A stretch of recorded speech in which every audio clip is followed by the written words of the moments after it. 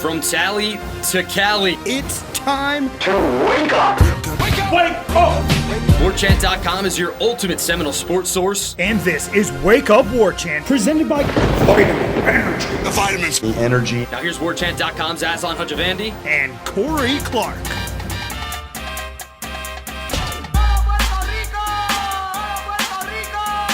Wake up! It's Wake Up Warchant, presented by Vitamin Energy. Coming up on today's show, Warchant Top 40, 21 to 25. A really important position checks in on this segment.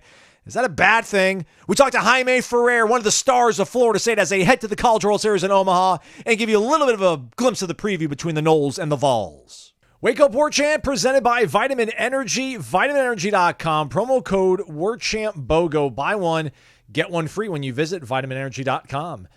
Noles in control over at vitaminenergy.com. Hooking you up with that promo code, world's first clinically tested, clinically proven energy shot that supports weight loss, accelerates metabolism, enhances your mood, your focus, your pump in the gym. I was thinking about that the other day, Corey. I wonder if there's anything. I think I can do probably more pull-ups than you, but I think everything else, upper body, maybe even lower body, you got on me. I feel a little inadequate about that.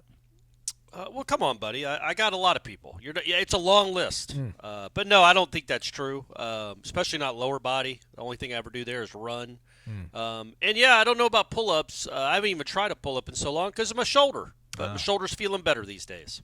Not because of the Vitamin Energy. Absolutely because of the Vitamin Energy. Okay. Warchant BOGO. Go check it out. VitaminEnergy.com, everybody. I like the Immune Plus, the Tango Orange. Tastes really good on the palate. Warchant.com, your ultimate Seminole sports source. Our show will be out in Omaha, Nebraska, covering your Noles in the College World Series. Hit the thumbs up for that and any sort of content produced from our guy Ira out there, one-man banding it. Also, Matt Lasser, Michael Langston got you covered with all the recruiting stuff, recruiting stuff, Aslan, that happened this past week. And I just touched Corey on like 3 or 4 of the official visitors, but they had an elite camp with all these 2026, 2027 prospects I just can't keep up with, but people have a hunger for it. So go to warchant.com, promo code FSU1. 2 months, $1, everybody. Take advantage. Corey, how are you, man? Thanks for just being you, trekking through this great, vast country of ours, just station to station, man. You're in Alabama one day, then you're from Mississippi one day, then you're broadcasting from Georgia. Mr. Worldwide, some might say. Well, Mr. Southeast, for sure. All the great states. And, hey, I love Georgia. I'd like Alabama and Mississippi to get, maybe take I won't even get into that. I would just like them to, start scoring higher on some of the standardized tests that are out there.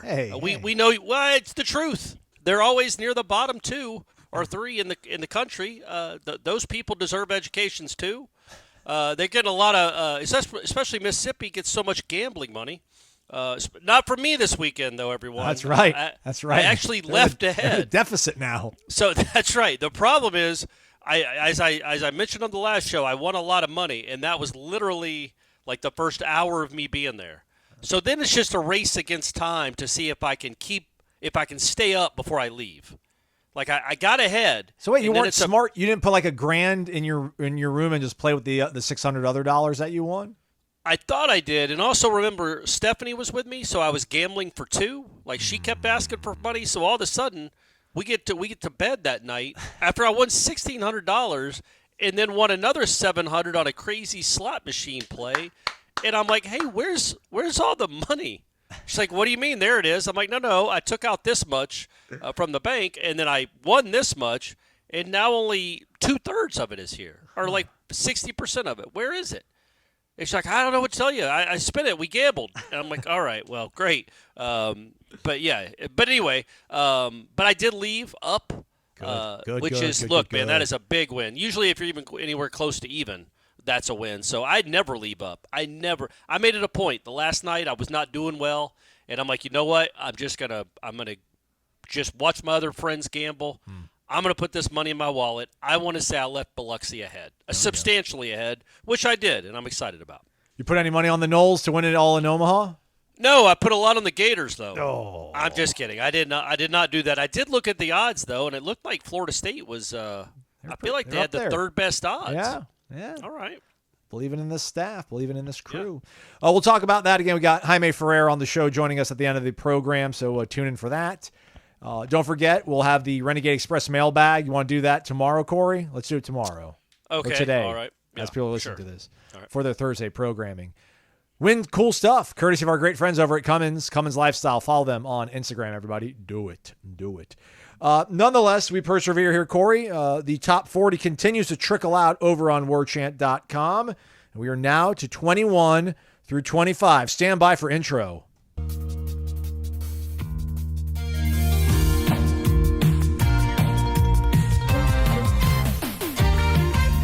Corey and Aslan. Top 40. That's right. Let's get to it then, Corey.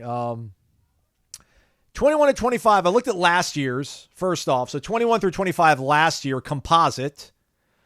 25, Casey Roddick. 24, Dimitri Emanuel. 23, Akeem Dent. 22, Greedy Vance. 21, Lawrence Toafili. So 2 out of your 5 starting offensive linemen, your starting safety, like your backup slot cornerback in Greedy, and then number 2 running back, 21 to 25 last year. Okay. Thoughts right. on that? I mean, do you think that was about right? I thought I was going to have some big aha thing where I'm like, all right, man, like this underpins my argument that, last year's team was just so supremely and special, supremely talented and special. And this season, there's going to be a little bit of a step back, but obviously there's an easier path to the playoff. But it didn't flesh out that way, Corey, because as you look at 21 through 25 this year, 25, Cam Riley. This is the composite. Cam Riley, linebacker, who hasn't done anything here. 24, TJ Ferguson, which much like Casey Roddick has not done anything here, but might be one of your starting guards. Jeremiah Byers, 23, probably one of your starting tackles. 22, Kentron Portier, maybe your number 2 wide receiver. And then 21, Richie Leonard, probably one of your starting guards. So a little bit of crossover there. A lot of crossover, feels like. Got 2 guards that are probably going to maybe start for you. And they got defensive linebacker, not defensive back, with Cam Riley and Akeem Dent. Just feel like Akeem Dent is probably more productive than what Cam Riley is going to be. And I don't know if Kentron Portier is going to give you what Lawrence Toafili gave you last year, like won you a game practically. But 21 through 25, your thoughts on that, Corey? Anything stand out, jump out to you?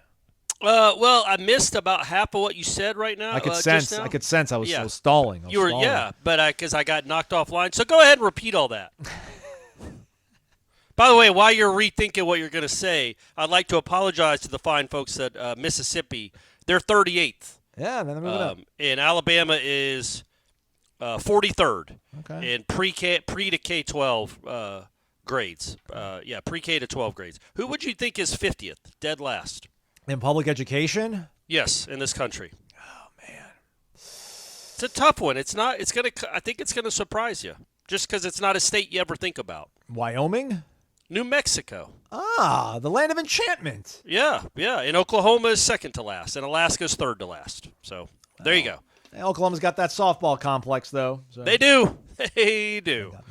But yeah, so last year, Corey, 21 through 25, you had 2 your starting offensive linemen. You had a starting safety, a number 2, a backup defensive back in Greedy Vance, and a number 2 running back in Lawrence Toafili. This year, 21 through 25, you have probably 2 of your starting guards, possibly 2 of your starting guards, Richie Leonard and TJ Ferguson. I think Leonard's more ahead than Ferguson at this point. Jeremiah Byers is in the 21 through 25. He's a starting tackle for you. Then you got Kentron Portier, number 2 wide receiver. Toafili, your number 2 running back, kind of even. Then you got Cam Riley, who hasn't done anything here, versus what Akeem Dent had done for you and then ended up doing for you last year. So pretty close. So maybe this roster isn't as depleted as I thought that was going to be. So who is 21 on the current list? Richie Leonard. And who is 22? On this year's list. Yes. Kentron Portier. Yeah, see, I think Portier has a chance to be, at the end of the year, much higher on that list or not on the list at all. I would be surprised if he's not on the list at all. I think he is going to play a lot.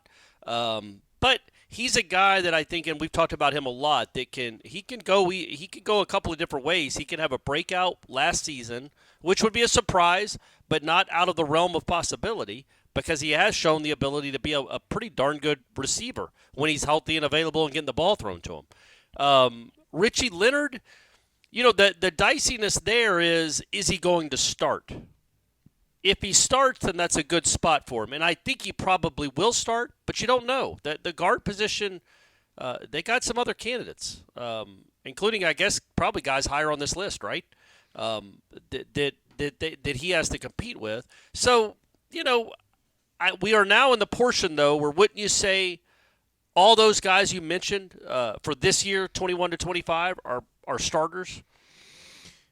They're in the mix for him. I think Leonard is a starter. I think Portier is a starter. And Byers is a starter. So 3 out of the 5. Ferguson, I think, has a very decent shot to be the other guard. Probably the other guard, right? Which means Keandre is a backup again. But, Keandre could win the job. Keandre's definitely going to play, we think. So Keandre Jones, you're talking about. Keandre Jones. Yeah, Kentron, Keandre, don't want to get anything confused. Well, and then I don't know if Cam Riley's your number 2 linebacker. I feel like you got Lundy and Cryer. Although, I don't know, maybe Cam Riley, he's 6'5", 240. He's played a lot of football. He was at Auburn, was committed to NC State, but then ended up not sticking through with it in the winter, so he transferred here to Florida State. Yeah, I mean, you got some starting pieces there. It just Cam Riley's interesting. The linebacker position as a whole is interesting. They like Cryer, they like Nicholson. DJ Lundy is a guy that's been here for a long time. They brought Cam Riley in after the spring, right? We didn't see him in the spring, which tells you maybe they didn't love what they got from Sean Murphy and thought they needed to find someone else, or it's, hey, this guy's on the table too. This guy's a potential starter for us too. We are so in flux at that position. We're losing 2 guys in Bethune and Deloach that played a ton of football and were good. Let's throw as many bodies as we can at that position, and a few of them are going to hit. And maybe Cam Riley and Sean Murphy somehow are 2 of your starters. That would be a surprise. Yeah. But I don't think we'd be surprised if one of them ended up starting. No. But yeah, I think Cam Riley's accomplished more in college. He's played more.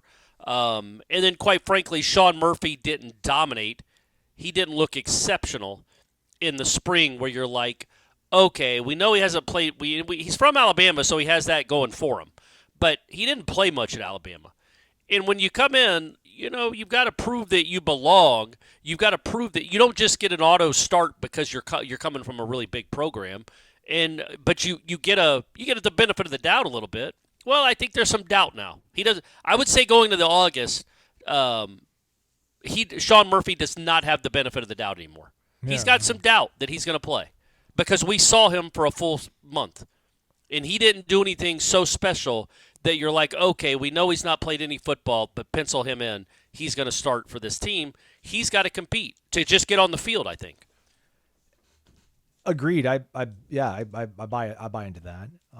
Is there anything to last year? Your number 2 running back was in this segment, 21 to 25, and then this year, one of your wide receivers is in this segment. You think about Keon and Johnny, like your number 1 and your number 2 guys. Let me pull that up. And last year in the composite, they were numbers 3 and 7. Right. And then now, I don't want to spoil it. We'll find out who the number 1 wide receiver is on the board out here. But Kentron's your number 2, and he's 22nd. Yeah, it doesn't. Don't you think that just speaks to the questions surrounding that position, and they were not answered in the spring. One guy was. We think he's going to be good. He transferred from Alabama too, but everybody else, there was nobody that jumped ahead so far that you're like. But you got to put someone there, right? Yeah. That's the thing is you're almost guessing. Okay, who's going to be the number 2 guy right now? We think Malik is the number 1 guy. Who's the number 2? And it could be 4 or 5 different people, legitimately. Yeah. So I think, but Portier has done the most, which isn't a lot, but he's done the most at this level. He had 100 yards and a half against Georgia in a game that we don't talk about, but he did. Had a 50-yard catch.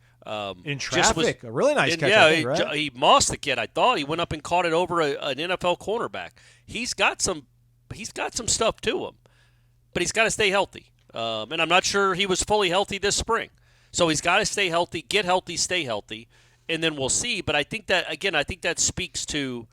I think it's different than Toafili. I think Portier being 22 speaks to I don't want to say the weakness of the position, but the unknown of the position. I don't think Toafili being in the same spot last year spoke to they're not confident with their backup running back. It was more like, well, no, there's a lot of more proven guys on the roster in front of them. Not just a running back, but I'm talking about the whole team for him to be 21 or 22, but also Trey Benson. And you knew Trey Benson was going to get most of the touches. So how valuable is a backup running back really? Now, it turns out, obviously, Toafili had some big plays and is very valuable. But, I think that's a good spot. That's not a weird spot, I don't think, for a backup running back. It's not a great spot for a number 2 wide receiver.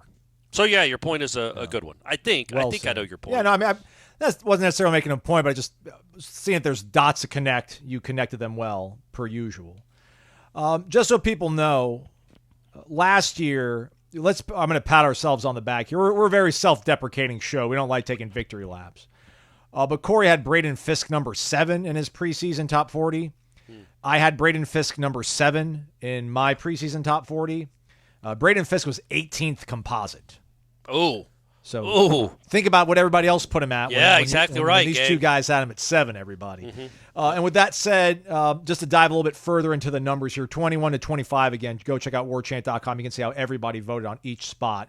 But Corey had Justin Cryer at 25. I had Jeremiah Byers. Corey had Tomiwa Durjaye at 24. I had Omarion Duke Cooper. Corey had Conrad Hussey at 23. I had Hakeem Williams. Corey had Jeremiah Byers at 22. I had DJ Lundy at 22. Corey has Morlock 21. Aslan, me, Conrad Hussey at 21. So we both have Hussey and Byers in this little segment of ours, and then a little bit of a grab bag of other people. Morlock, a little low there, I feel like. 21, you're starting tight end, huh? You're a big Mike Norvell, Chris Thompson tight end utilization guy. Yeah, but I don't know. Yeah, I am, and I like Morlock. He's a nice player. I just don't know. I'm saying that I have him at 27. So what are we thinking he's going to do? Like, were we thinking 40 for 700? I think this year the tight end won't be maybe as featured as it was a season ago when you had somebody like Jaheim Bell. But I could be wrong. And Morlock could grow up. Morlock could, not that he needs to grow up emotionally or anything. My man's married. Congrats again. Another one? But no, he needs to, it was his first year playing that level of football. And I thought he did pretty well, all things considered. But he needs to grow into being that starting tight end. He needs to become a better blocker, a more physical blocker. But he should. That's what people do. He's been in a Florida State training weight room now for a year. So he should be bigger and stronger and faster. And we'll see how that manifests itself in the spring. Again, I wasn't necessarily blown away by his spring. I wasn't disappointed in it, but I wasn't wowed by it either. So, I don't know that the tight end is going to be a position where it's going to be exceptional this year. So, yeah, the starting tight end probably in a Mike Norvell offense, I probably should have had him a little higher. But I had him higher than you, so that's all that matters. Our story began at about the time it looked to be coming to an end. We were in Nashville on New Year's Eve, and I must plead guilty of making myself scarce before midnight to avoid a New Year's kiss. However, I would argue a rightfully justified move, as we had never gone on a date and we had hardly spoken to one another the whole weekend. That was the end, so to speak. I dodged the kiss, and he moved to Florida State a few days later. One small miracle later, Kyle still wanted to talk to me and asked if he could call and tell me about his move and all the new stuff that came along with transferring. And so it began. That's an excerpt from Kyle and Annie's The Knot website, their wedding. They got married March 16, 2024. Congrats to those two crazy kids, everybody. They did it. All right. I guess that's for public consumption, right? Because you found it. I mean, you just type in anybody, your ex-girlfriend, ex-boyfriend, and then The Knot, and then you'll see whether or not they're married, and then you get to find out how they end up getting married. Oh, is that a website for people that tell their story? Yeah, well, I was looking for Stephanie McDonald and Corey Clark. Yeah, I was going to say, where's Stephanie and Corey? That's not on The Knot anywhere. It's not. I know it's been. I think that one's been pretty well documented. Everybody knows we met on AshleyMadison.com about 2015. There was a data leak, and then we found each other again. Shout out to Kyle. About he drives an hour to sit in the stands of a high school volleyball game. That was one of the ways he won her over. So good for All him. right, good job, Kyle. Well done. Some say a more handsome John Krasinski. Some say. Yeah, definitely more athletic. Yeah. Buried the lead a little bit, and it's like it's past its expiration, but I'm still going to tell you this, everybody. Shout out to our guy Squiffy Knoll. Big supporter of all things Florida State. He got to the super regional game the other day, either the Friday or Saturday game, quite early. And if you'd gotten there early, you would have seen behind you from Hauser adjacent the practice fields, the Al Dunlap practice facility for Florida State. And there were several players out there taking part like in an informal kind of, I don't want to say 7-on-7 court because there wasn't any defenders I didn't see there, but it was like receivers, running backs, and quarterbacks tossing the old pill around. And our guy Malik Benson was out there. Okay. All right. No braces, nothing of the sort. So, all right. And there wasn't a lot of guys. I mean, there might have been a dozen on the high end of just overall human bodies. All the quarterbacks were there. DJ was there. Brock was there. Luke Cromenhawk was there. I don't know if Trevor Jackson was there, but the walk-on Dylan McNamara was out there. I did see Jakai was another guy that was there. Morlock, which is why it comes to mind to bring it up. But, yeah, so the whole Malik Benson thing, which I think a month or so ago, we kind of got some good vibes that it wasn't going to be any kind of seriousness of what we maybe anticipated coming out of the spring game. But he was out there running routes in 96-degree heat in the middle of June. Like, go home. I mean, I hope when this all happens and these guys get all the money from the revenue sharing and if they become classified as employees, if they are employees, I hope they get like 2 weeks PTO. I hope these guys can just go home. Like everybody in the country, go home 2 weeks, don't do anything football. Just like live life, go lift weights. I think that would be collectively bargained if they actually become employees and form a union. Because the NFL guys aren't there year round. And look, I think these guys get breaks too. They're allowed to go home, but they love the grind, Aslan, just like I do. Yeah, you can do more pull-ups than me, but I just love the grind. When we're done with this, you know what Daddy's going to be doing? Sauna. All right. Yeah, some farmer carries. Okay. And then a sauna. All right. And then I got to go get my son again. Okay, very well. By the way, in this last game, he did have a hit and an RBI. All right. So he finished up strong, even though it was a consolation game. He did finish up strong, so that was good. A good tournament for him overall. Okay. Just got to get him to quit. We got to get him to step towards the pitcher, Aslan. He just fades. He just keeps fading a little bit to the left, which is robbing him of some power. As I told him, go watch any baseball game. Go watch James Tibbs. He's not fading to the right side dugout as he swings. He's staying in there and driving the ball. So hopefully he'll figure it out. Is he a righty? Not, Brady's a righty, yeah. Oh, my gosh, if he was a lefty, that would be sweet.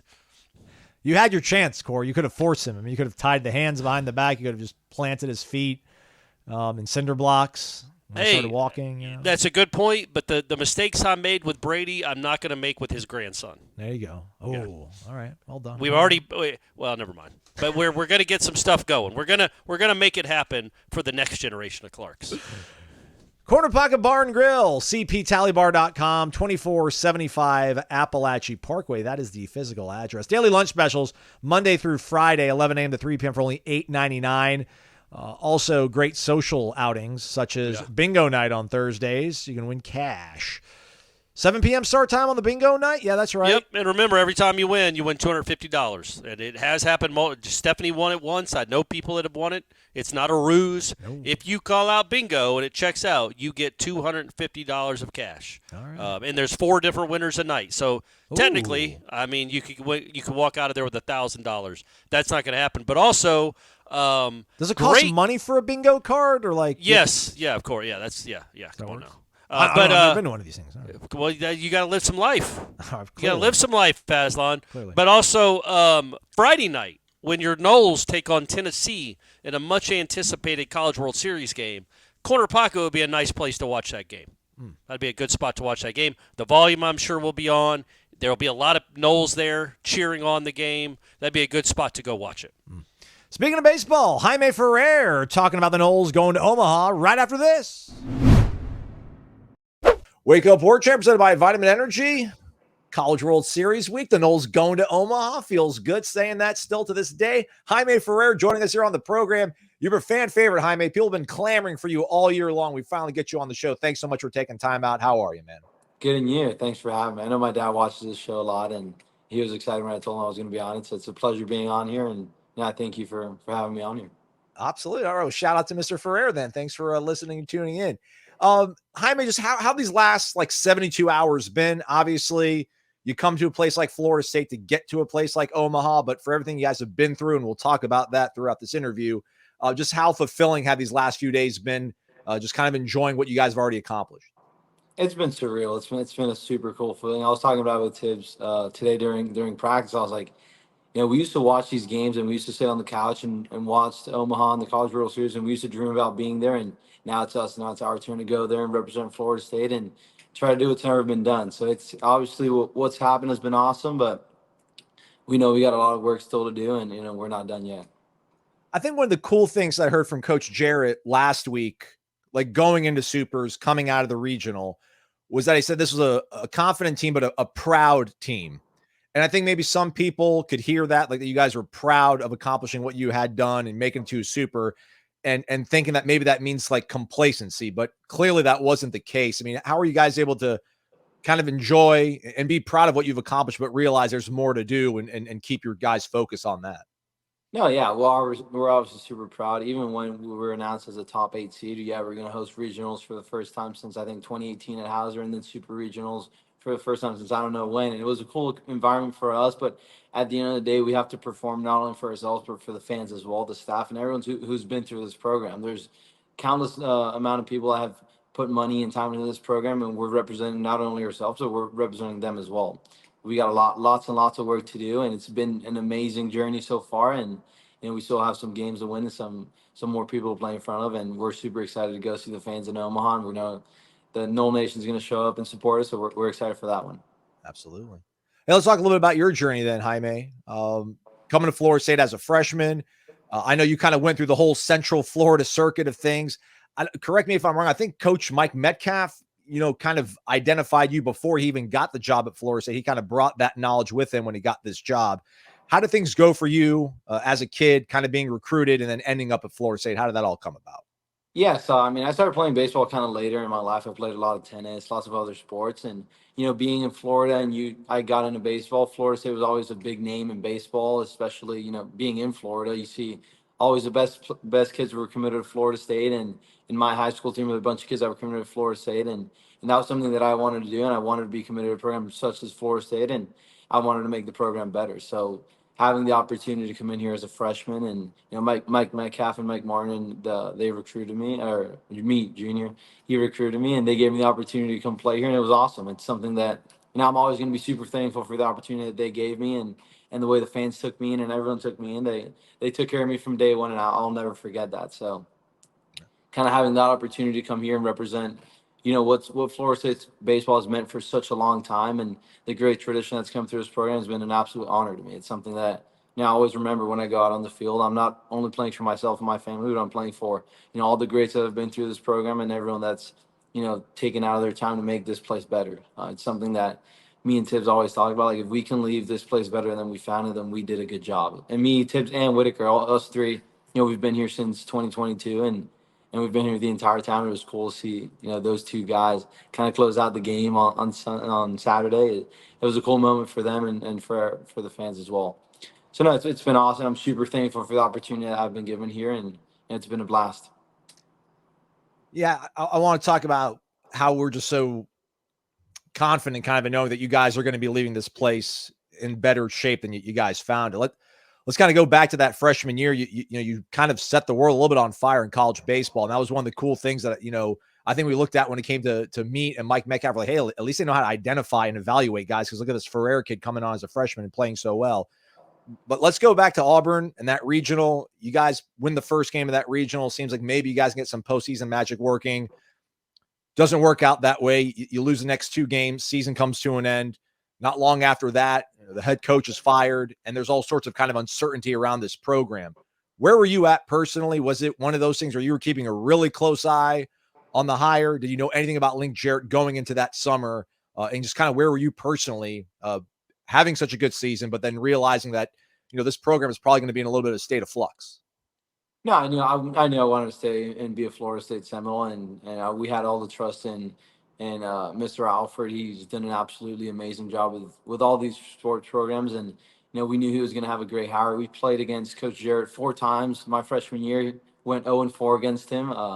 He swept us at home, and then he beat us in the ACC tournament. So we knew he was an unbelievable coach, and when we heard that his name might be in the mix, we were obviously super excited. And then seeing the run that he had that year with Notre Dame, beating Tennessee and taking that team all the way to the College World Series, you can kind of dream on what he could do here at Florida State. So I was super excited for the opportunity. I'm wanted to stay in Tallahassee. I loved it up here. The fans were awesome, and I was comfortable here, and I truly loved my freshman year here. So yeah, I made that decision pretty quick, and I always had faith that we were going to turn this program around. And yeah, it might take a year or two, but I always had faith in it. Did Coach Jarrett have like a rep? I mean, you talked about the fact that he, beat you guys here, but like, was there a reputation in baseball circles about Link Jarrett, and were you aware of all of that sort of stuff beforehand? Yeah, no doubt about it. I think he won. He might have won ACC Coach of the Year that year, National Coach of the Year. He won some award that year. So I mean, we all knew how good of a coach he was, and everyone you talk about that was in this program when he was when he played here spoke super super highly about him. And I knew some kids on Notre Dame, and they spoke very highly of him as well. So you kind of knew what you were getting when we hired Coach Jarrett, and it's been absolutely awesome. He's been great for this program, and we have all seen how quick this program has been turned around, and he's been, absolutely awesome for this program. So what did he say to you guys? I guess maybe like in that last sort of team meeting to wrap up last year, which obviously did not go anywhere near according to plan for you folks. But, I'm sure he told you guys he had every plan on improving this roster. But what did he say to you guys? Was there a level of confidence in the way he delivered a message that made you guys believe that what you're living right now would be possible? Yeah, no doubt about it. He always spoke about it last year. He said, the pendulum's going to swing, and at some point, yeah, we might have got beat and we might have got swept this year, but you best believe that next year the pendulum's going to swing the other way, and we saw it this year. Even with going back to series like Miami, they swept us last year, but we swept them this year. There are a lot of teams that even Florida, those both in-state rivals, we got swept last year, and like you said, the pendulum swung back, and we got them back this year. So just keeping that faith and the way he delivered that message with that confidence, it gave us all the confidence in the world that he was going to turn this program around. And we saw a glimpse of it last year. I mean, we beat Wake. We walked off Wake, and we were in a lot of close games. So we knew that we were maybe one or two pieces away from being a national championship caliber team. And I think we're seeing that this year. Yeah, I mean, you guys started off 19-0 this year. I mean, last year, people forget it was like a 6-0 start. You beat TCU. They went to the College World Series, but then, things kind of came undone there with some of the, pieces not being in place that are here now. When Coach Jarrett brings in 26 new guys, I know you're all about the team. You want to do whatever you can to get better. But I just feel like, me playing team sports, like if all of a sudden the next year I look around and there's just all these new faces, I'd be like, what? This is kind of weird. But I know this is the state of play right now when it comes to college sports. But when he brought 26 new guys on, how did you guys go about buying into that, integrating them in, and then seeing these results pay off? Yeah, I think it all goes down to, we all had the same goal in mind. We're all here to play, but we're all here to win a national championship, and we're all here to become the best versions of ourselves and help the team win. I think that's something that, we had a lot of good leadership from guys that were in the program as well as guys that came into the program, like Daniel Kent, who's been absolutely awesome for us. He's a veteran guy. He's played in a regional. He's playing in a super regional. He was a game away from being in Omaha with USF, I think in 2021, if I'm not mistaken. So he's a guy that has a lot of experience, and he's been a big glue guy for us, just creating that culture and knowing that everything we do is with a purpose, and every rep matters, because at the end of the day, it might be the rep that wins or loses games for us. So kind of that leadership that we instill from day one, and that hard work, and in all the practices, and we go back to all the fall, early morning Sunday scrimmages, and it pays off. So just buying into that process and knowing that you're here to win a national championship at the end of the day, that's the goal. It's not to host a regional or host a super regional. Those things are super, super cool. But at the end of the day, we're here to do what's never been done in this program, and we have that opportunity this week. Is there somewhere during the 19-0 start where everybody looks around and they're like, this is going to be special? I feel like we kind of had that feeling early in the fall, like seeing the level of competition in the scrimmages was, for me, it was super cool, because it's every time you were going out there, you were facing an elite arm, and the lineups on both sides we're stacked lineup. So it's not like you have any at bats off or anything off. The competition, I think, is what makes us play the way we've played, because I mean, you have depth in every position, and at the end of the day, people want to play. So it makes everyone better. So during that 19-0 stretch, yeah, there were times where I was like, wow, like we're doing things that haven't been done in a long time. But at the end of the day, you also have to stay within yourself, and it's like Coach Jarrett says, you got to win 301 pitch battles in a game, and whoever wins the most of those battles usually ends up winning. So kind of being where your feet are at, and winning every day and winning every pitch and controlling the controllables is kind of what got us to 19-0 and what kind of carried us for the rest of the year. You made a small step, I would kind of maybe say, from your freshman year to last year, but this year it's been like a huge leap in your production, your OBP. What has it been for you personally, Jaime? What's maybe kind of clicked and turned on for you this season that's made you be such a potent part of this lineup and the success of the team this year? It's just the experience. I mean, I'm 2 years into college, and I played in the Cape Cod against the best competition with the wood bat, and I kind of saw I belong here, and I want to make an impact on this team, and I know the responsibility that I have within this team, and it's all a testament to the work that we all put in the fall and the winter break and in the spring. The work that we do in the weight room with Coach Burleson is as good as I've seen in college with a lot of guys that I've talked to, and it kind of shows on the field. The way that I've been able to impact the ball this year is a true testament to what I've done in the weight room, and the sleep and the nutrition that I get. It all pays off on the field. So kind of just having that experience and kind of having that trust from the guys around me and the staff that you have a role in this team this year, and we trust you that you're going to do it, and you're going to be a big part of our lineup. That and it's not a team that like we've seen before. We don't depend on one guy to win us a game.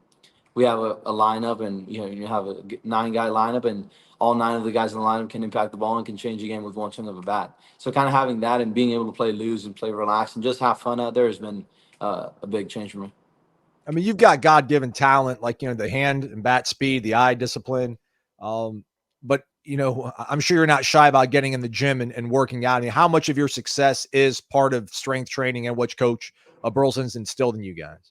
It's been humongous for me. I absolutely love working out. It's your foundation. You're only as good as you are in the weight room. At the end of the day, you can't play 62 games and expect to feel good for all 62 of them. You can't expect the bat to feel the same if you're not physically capable of it. You see, the best players in the big leagues and at this level are usually the more physical guys, and they can impact the ball, they can run, and they can be athletes. So just becoming an athlete and overall, becoming more explosive and doing lots more different baseball specific exercises that will get my body feeling right for the game, and allow me to drive the ball and impact the ball harder has been awesome for me. Not only for me, but for the entire team. We take a lot of pride in the weight room, and yeah, it's a cool environment in there, but we're all getting our work in and trying to become the best versions of ourselves. I don't know if you do take pride in it, but you should take pride in your fearlessness rather, in the batter's box, Jaime. Just like, is there are you like 12 years old when you realize that you're just gonna have to enjoy wearing these pitches and just getting on base to help your team out?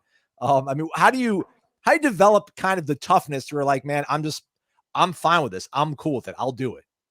Yeah, I mean, at the end of the day, it's a team sport, and it's kind of how you see it. You never know how hit by pitch can change an inning, and at the end of the day, I'm there to get on base and help the team win. So if it's via the hit by pitch, and I'll take it, I'll get on first base, and I feel like thankfully I'm a little bit of a bigger guy, so I can take some of those hit by pitches and not take a lot of impact by them. But I've been hit like probably 50 times in my career.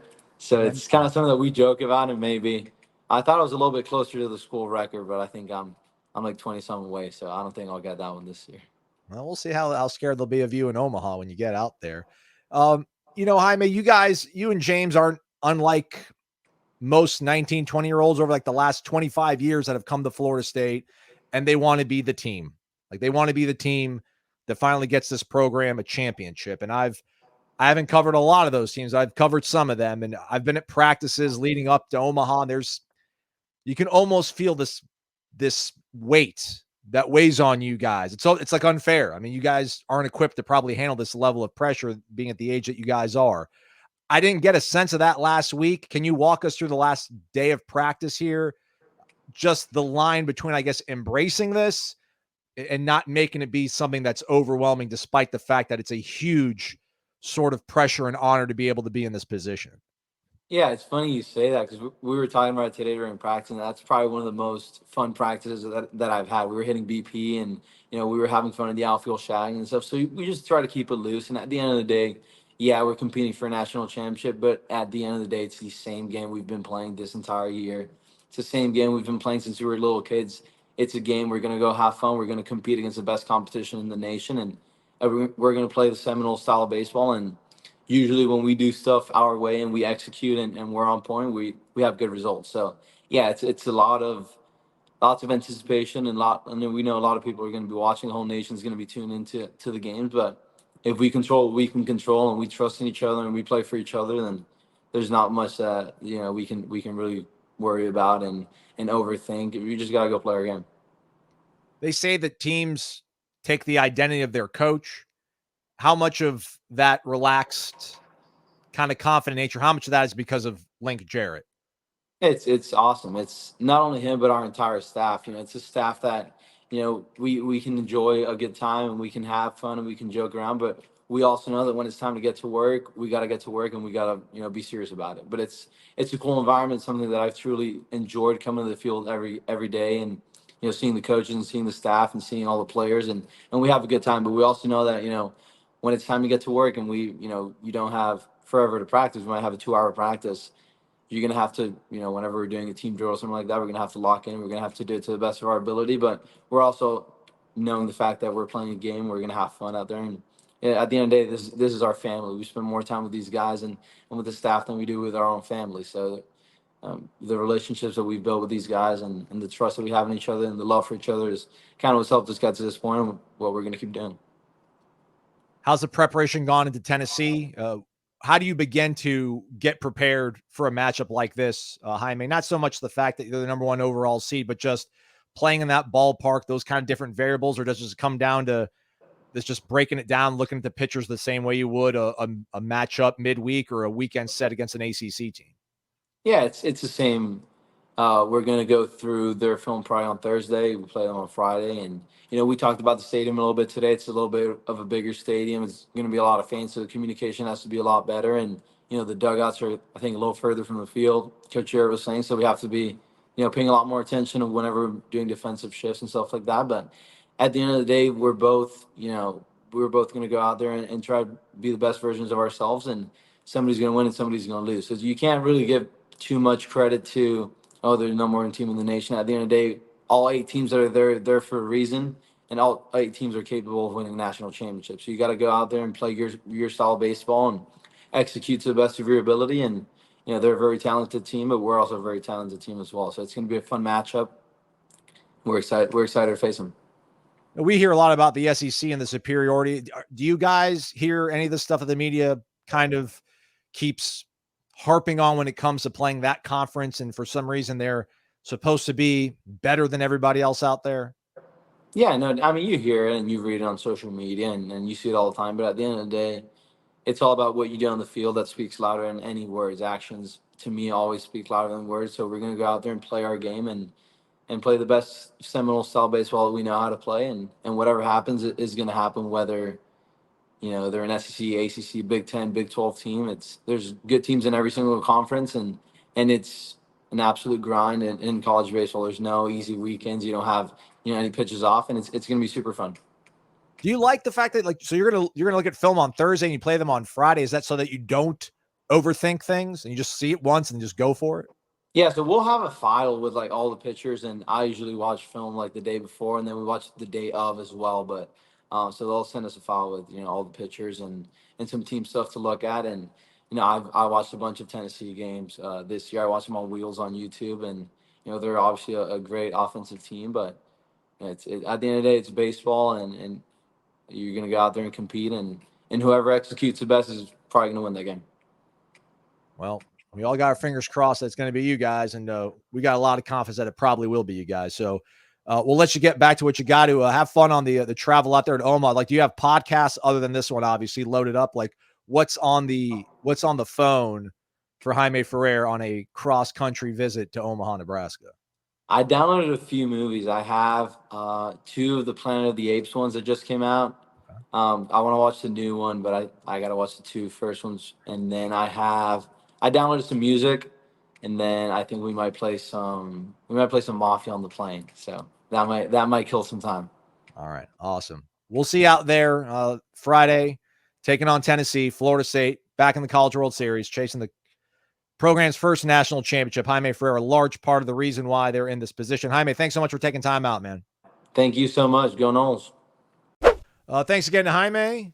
You weren't there for it, Corey, but he started it off by saying that he told his dad he was going to be on the show, and his dad was stoked. Oh, yeah, that's too bad. Well, I'd like to apologize that I wasn't able to be a part of it, but I had to go win money in Biloxi. Yeah, there's our guy. We know it's Tennessee now, everybody. We also know it's 7 p.m. Eastern time, or is it 7 p.m.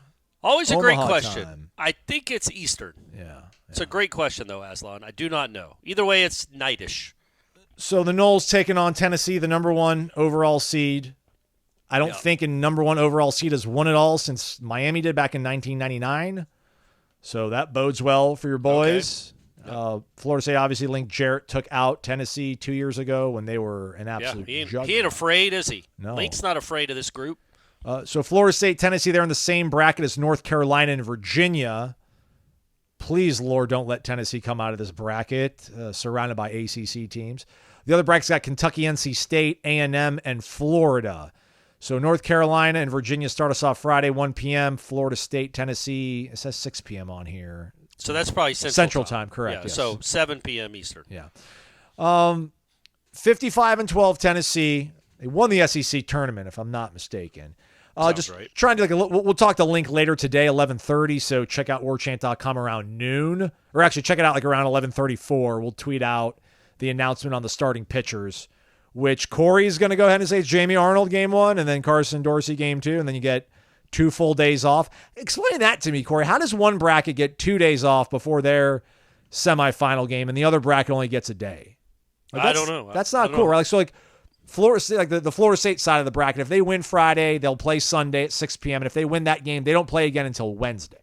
Well, I think, yes, because then the winning team gets 2 days off. The losing team has to play again 2 days later. I know, but the other bracket, the Kentucky, NC State, A&M, Florida, they're going to play Saturday. So they play Saturday, and then the winner of that game plays on Monday. And if you win that game, you also play on Wednesday. So you only get 1 day off. Hey, too bad. Too bad. Should have been the number 1 overall seed. Hey, I mean that's so like there's some benefit on this side of the bracket. Yeah. Also, not having to face Florida until maybe a national championship showdown. So that's pretty cool for Florida State. And I mean, I think at that point, man, that gets you. If Connor Whitaker can then, I mean, let's look really really far ahead. I'm sure that's going to make some people upset here, man. But I mean, if you win both games, you don't play again until Wednesday. And if you win that Wednesday game, you're chilling out. You're playing the next day on Thursday. You probably turn around and throw Jamie Arnold back out there again because the championship doesn't start until Saturday. But again, maybe a little too far ahead of ourselves. The only thing I could see statistically here, Corey, is I was looking at the teams. Tennessee, I think, is the number 2 slugging team in the entire coury. I think they lead the country in home runs, right? They're second in that as well. To who? I don't know. I don't have that pulled up in front of me. I just have their statistical breakdown, but I can try to pull it up here real quick. You just Austin P. Austin P. Baby. I should have known. The Governors. What do they play on a rec league field? Well, you might be right. I think the NCAA does it home runs per game. Oh, yeah. Well, then absolutely Tennessee leads the country in home runs. Yeah. Because they played, I'm guessing they played 12 more games than Austin P at this point. Well, that might be, with the SEC tournament. Yeah, they probably played at least 10. So I'm guessing. 11. They played 11 more games than Austin P. They have more home runs. Yes, 67 to 56. They lead the nation in home runs. They're kind of a weird staff, and I'm sure Link will talk about this later today in the sense that I don't think they have starters. Like they do a lot of starts by bullpen. They do openers kind of guys. Like they have a really good bullpen, but they kind of just they'll try to get what they can out of a starter and then go to the bullpen. The guy that pitched in the opener against Evansville was like not a normal starter. Wasn't a guy that pitches a lot of innings for them. So they attack it a bit differently, but they have a lot of arms, obviously. They're Tennessee. I think they're number 1 or number 2 in the country in ERA, and they're number 1 in the country, as we just said, in home runs. So that's a pretty good combination. That's might be why they've won 55 games or whatever it is. It's a tall task. So all that said, yes, love what Carson Dorsey has meant to this program and this team this year. I love two things: how he came back from the debacle at Clemson, when that could derail a baseball career. That kind of meltdown, especially for a kid that hasn't experienced a lot of success at this level, and goes up and gives up a game-tying grand slam in a game like that, and then gives up the walk-off. And I think he gave up a grand slam the very next day to the same kid. That could derail lesser people. Instead, and also what he did in Charlotte could be something that you don't bounce back from quickly. Instead, the kid bounced back from Clemson to end up being the number 2 starter on the team, and then he bounced back from Charlotte to be their best postseason pitcher so far this year. Shoved. Like that. That's crazy. That's really, really impressive. And kudos to him. Still, you got to pitch Jamie Arnold against the number 1 overall seed. You do, and you take your chances if you win that game, and that's an enormous if because Tennessee hits like you do. Then you have Dorsey for either UNC or Virginia. Well, you're going to have him for UNC or Virginia either way, just you hope it's in the winner's bracket. But, yes, I think you got to throw your ace on the opening day. He pitched Saturday afternoon, stopped pitching at, Saturday morning. Stopped pitching probably around 1 p.m. on Saturday. He'll be pitching on Friday at 7 p.m. So you're talking about, I don't know, man, basically a full week's rest. 5+ days of rest, his normal rest, I guess, almost. Yeah. And you're pitching in Omaha, Gabe 1. That needs to be Jamie Arnold. Tennessee's got 2 guys that have started 17 games. Again, as Corey said, they kind of piece everything here together. But those guys, Drew Beam, teams are batting .263 against him on the year. Xander Sechrist also has appeared in 18 games, made 17 starts. Teams are batting .255 against him. Teams are batting .275 against Carson Dorsey, but only .216 against Jamie Arnold. Yeah. So, but again, remember the 2 Tennessee guys you're not going to see. They don't go through the lineup 2 and 3 times typically, unless they're really dealing. They should have better. They should have better opponent batting averages then. If they don't. No, I just think they're trying to get some outs from them. They're trying to give up 1 run in 8 batters. Give up 1 run in 3 1/3. Our offense will make sure that'll hold it. Our offense and our bullpen, we just need you to eat up some innings and some outs. Not a ton, but if you give up some hits, that's fine. If you give up some runs, that's fine. Typically, our offense will take care of it. What is interesting, and something we'll talk about as the College World Series goes on, and later on this week, because this show's about over. But, these 2 teams are built on the long ball. Their offense is predominantly comes from the long ball. Both Florida State and Tennessee, I think both are top 10 in the country in home runs. Well, yes. Well, it ain't easy. It ain't easy to hit home runs out there.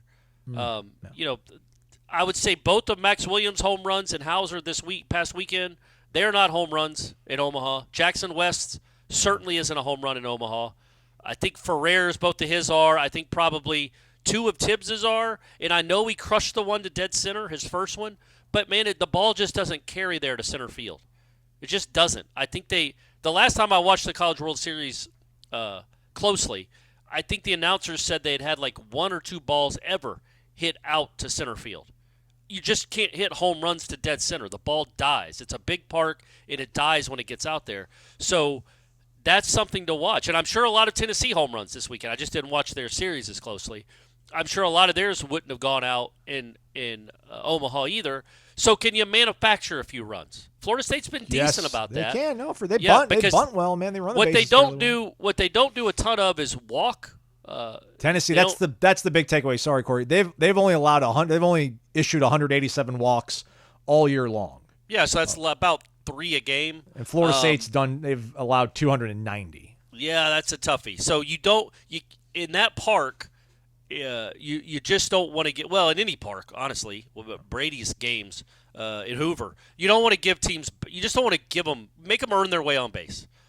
Don't give them free bases. Don't walk them. Don't make errors. Make them earn their bases and make them earn their runs. It's going to be you don't figure it's going to be home run derby out there, even with the livelier balls.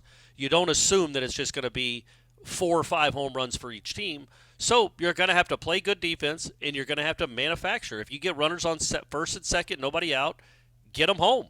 Second and third, like Florida State, I don't think had a hit and runner with a runner in scoring position at all. in that win over UConn on Saturday. I think they went like 0 for 9. If they do that against Tennessee, they're not winning the game because, like I said, Tibbs, 2 of his home runs might have gone. Jackson West doesn't. Max Williams doesn't. So instead of 8 runs, you got 4, or 10 runs, you got 4 or 5. That's how that park plays. It's a completely different sport. It's like going and playing the college football playoffs on a 120 on a yard CFL field. Yeah, it's crazy. I mean, it's just it's such a different sport than what Tennessee and Florida State have played all year. You do like that you have an ace going. You're going to have to manufacture some runs and split some gaps. Doubles and triples, man. Doubles and triples. You just don't depend solely on the home run because you can't win out there that way. Well, and I feel comfortable about Florida State's ability to quote unquote play small ball or manufacture I do too. runs. Yeah, they do. They do a good job of it. I don't disagree with that. Jackson West likes to bunt. Cantu's gotten bunts down. Lodi's can bunt. They got some guys that can do it. They're a pretty good base running team. They're a pretty athletic team. They can take extra bases. I think they can. They might not get a lot of home runs, but doubles and triples, man, play really well too. And if they play good defense, and they don't strike out a ton, which is a good thing. Make teams have to go make plays in the field, put the ball in play. Typically, good things happen. Another thing, ominous perhaps, wild pitches. Florida State's had 62 wild pitches this year. Tennessee 22. Okay, all right. Florida State pitchers have hit opponents 79 times. Tennessee 46. So again, when you add up the 36, so it's 141 either wild pitches and giving them another hit pitches, hit batsmen for Florida State. 68 for Tennessee. Yeah, but what's the walks? What'd you say the walks are? Florida State's they've walked 290 batters. Tennessee's only surrendered 187. So that's 103 difference there. What'd you say the hit by pitches was?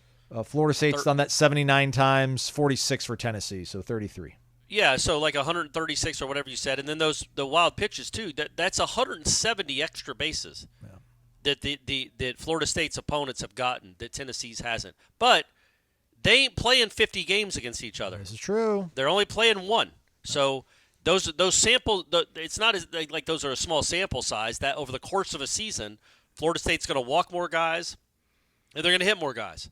But not every game do they pitch Jamie Arnold. Yeah. So one afternoon, one evening in Omaha. One evening, yep. That's all. You just got to be better than them for one evening. Yeah. All right, we'll talk to Link. Probably a couple more players. Maybe we'll try to get another player when they touch down in Omaha. Okay, Aslan. Perhaps effort that, or maybe we'll put Ira up to, and then he can just send it to us, and we'll put it in the show. There you go. But we'll do a mailbag show tomorrow, and I'm pretty sure we'll do something for Friday. If anything, if it's not just Corey and I, we'll try to get Ira on the show because Thursday is the open practice in Omaha, and I think every team has a press conference, so he'll be out there, and we'll get the podium stuff up on our YouTube page. But I think after they're done on the podium, you can get some of the guys one-on-one, or there's some scrum stuff afterwards, so we can get Ira on here to talk about finger on the pulse. So the Noles has on the march for their first ever College World Series national championship.